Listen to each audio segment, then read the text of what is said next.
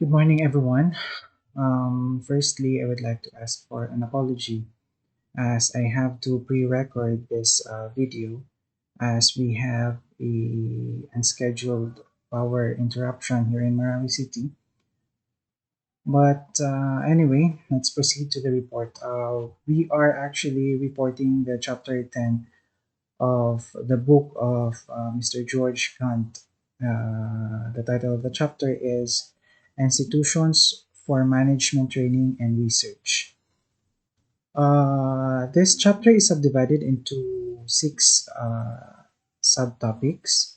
Firstly, the nature and magnitude of training problem, which I will be presenting to you just a little while. And then the university's role in management training and research to be reported by Ms. Furlog. And then we also have in-service training. We will have an idea about that after Ms. Salas's report. And then Institute of Public Administration to be reported by Sir Aurelian. And the training functions of the IPA. IPA would mean the Institute for Public Administration to be reported by Ma'am Hadman. And then lastly is about research, consultation, and other IPA function. Again, to be reported by yours truly. So to begin with, the nature and magnitude of training problem is that before I formally start my report, I would like to quote to you the first statement that Mr. George F. Gant have written on this chapter. This first statement, which goes, "The concept of development administration involves not only the conduct of planned programs of growth and change, but also the development of an administrative capacity to do so," emphasizing the phrase administrative capacity. Now, if we are going to remember those hashtags that Dr. Demetrio have provided us on the topic about development administration, the introductory, uh, he provided us, if you can still remember, this hashtag development administration is development of administration and, so it means together with, administration of development. Now, if we are going to scrutinize the statement of Gantt, it can actually be divided into two statements to define the concept of development administration. One is the conduct of planned programs of growth and change. This phrase could be correlated to the second statement of the hashtag from Dr. Demetrio, which is the administration of development. So, in other words, when we talk about the conduct of the programs, public policies, and development on the programs to be implemented by a state, a nation, or a government organization, we are referring to the administration or of development, or how is it being administered, the development per se. The other statement, on the other hand, the statement which states the development of an administrative capacity to do so would refer actually to the first phrase also of the hashtag, which is the development of administration. It means uh, if we are going to talk about development administration itself, it is only achievable if there is administration of development, which is the first one I've mentioned, and there is also development of administration. It means that the administrative capacity of a certain organization shall have to be developed as well for it to be able to produce what is needed for the administration of development. So I hope I made myself self clear about that. So let's now proceed. So here, the administrative capacity. It says here that the development of this administrative capacity, if I have to read this one, depends in turn upon the adequacy, the vigor, and competence of the institutions and mechanism upon which the bureaucracy must depend and from which it must draw the personnel, the technology, the system that are needed to inaugurate the effectively innovative methods necessary to achieve social and economic development. So in here, if you'll try to see the diagram I prepared, social and economic development. So basically, this is the goal. This is the goal. So how can we achieve the social and economic development?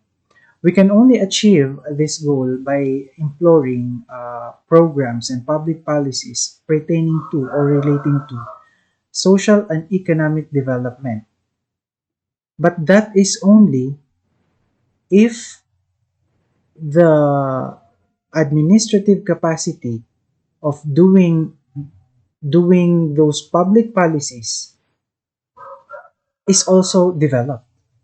So in other words, the development of administrative capacity, which actually refers to the personnel, the technology, and the system, must have to undergo or inaugurate an effective and innovative method in order for it to be able to apply and cater the needs for public policies and programs for further development for us to be able to achieve social and economic development. So it's working hand in hand.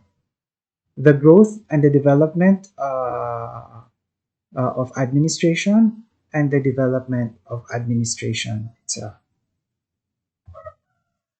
Okay, so since we're talking about administrative capacity, we are actually referring to the associated key staff services. The most immediate and most directly associated category of supporting institutions needed in the connection consists of a specialized system and associated staff of the administrative establishment itself. So aside from the key personnel or the technical or professional staff needed in a certain organization, this one, two, three, four, 5, 6, 7 are also critical in terms of their duties, responsibilities, and power to do their work. So we have number one, management accounting. Management accounting, these are the ones responsible for the financial management of an organization. The planning section, division of an organization, or the planning officers are the one responsible for formulating feasibility studies, planning, etc. The personnel are the ones responsible for, of course, we know already the work of the human resource management. They're the ones responsible for selection of the key personnel and key staff services. The procurement, which has to be effective in a way to introduce and serve the organization, the operations, research, and organizational analysis. So all these three key staff services that we mean in this chapter shall have to undergo, in general, a what we call management training. Now, why? The technical staff actually in an organizations are the one formulating the plans and programs, the public policies to be implemented by the organization. Okay.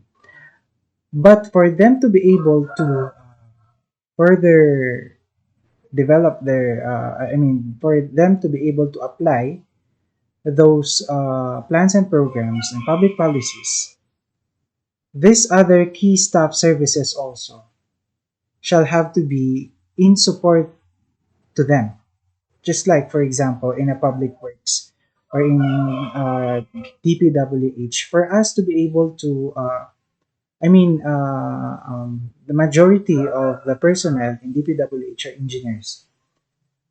Now, it is not possible for an engineer to manage a certain project and then at the same time manage the financial system of the project. So there has to be a management accounting on the back office, if you get me correctly. And before the accounting has to execute the procurement, also the procurement, then there should be budgeting that should took place at prior hand.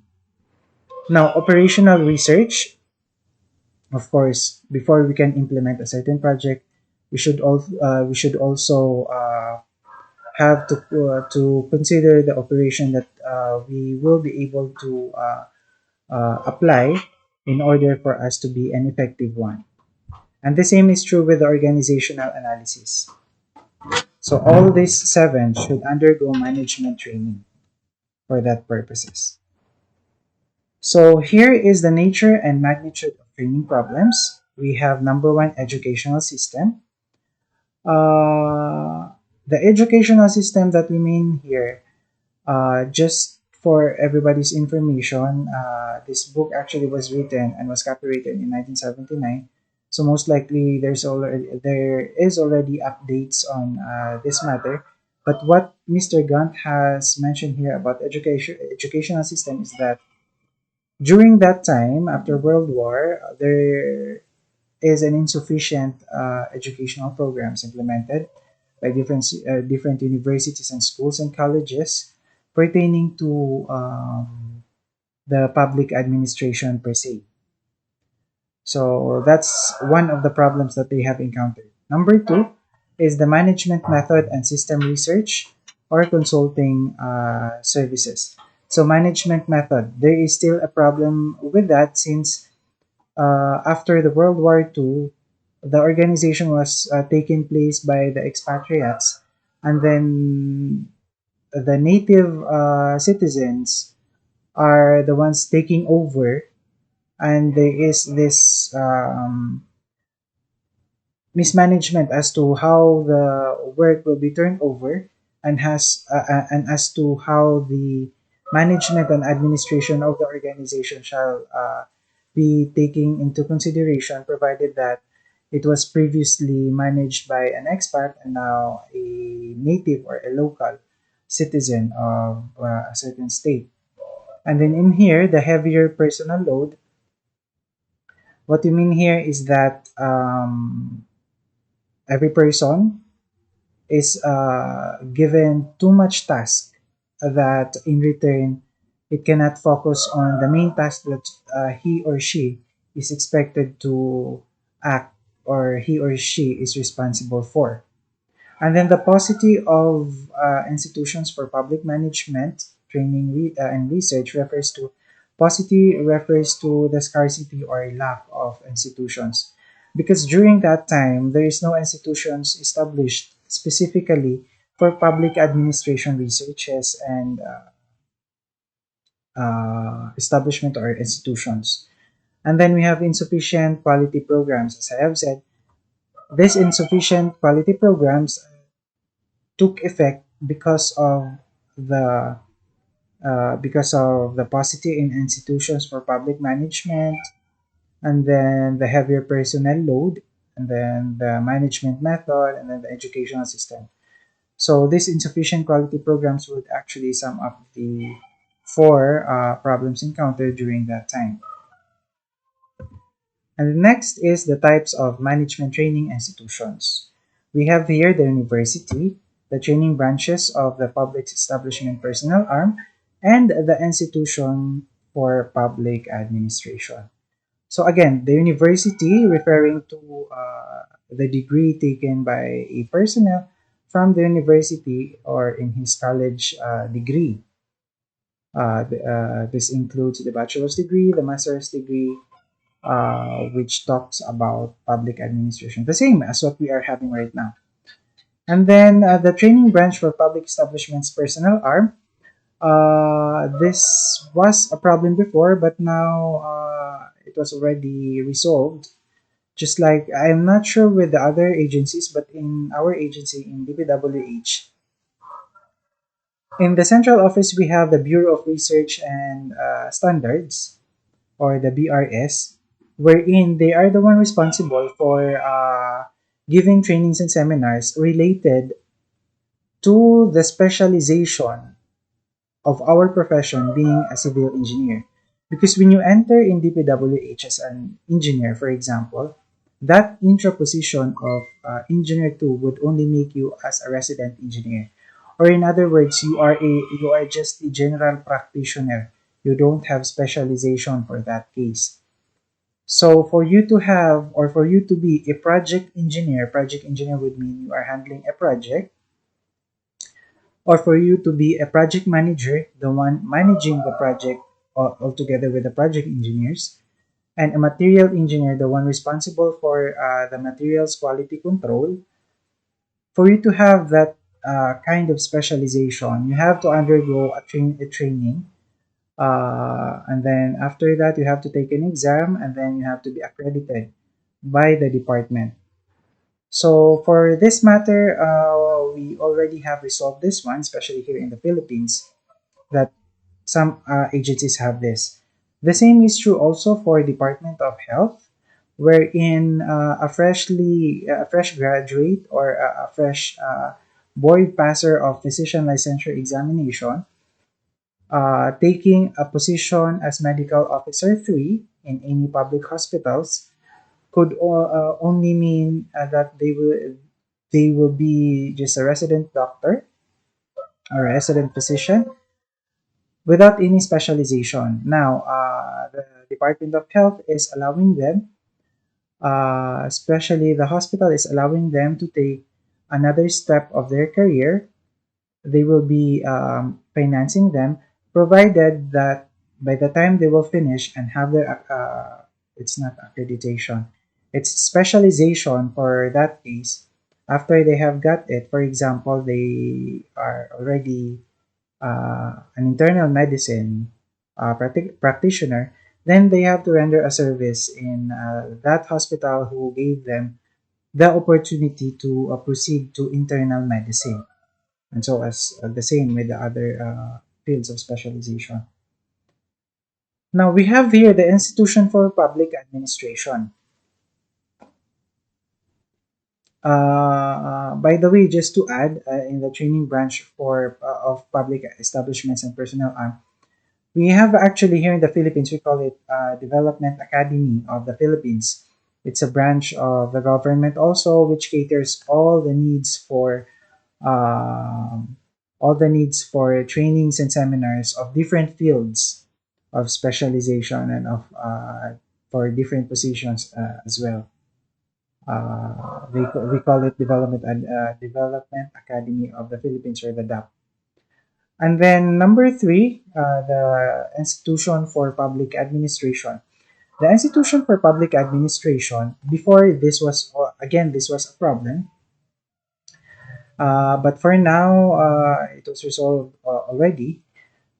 I just don't remember the exact name of the institute or the college in Japan and even in Singapore, that they have the National Institute for Public Policies, for example, National Institute for Public Administration.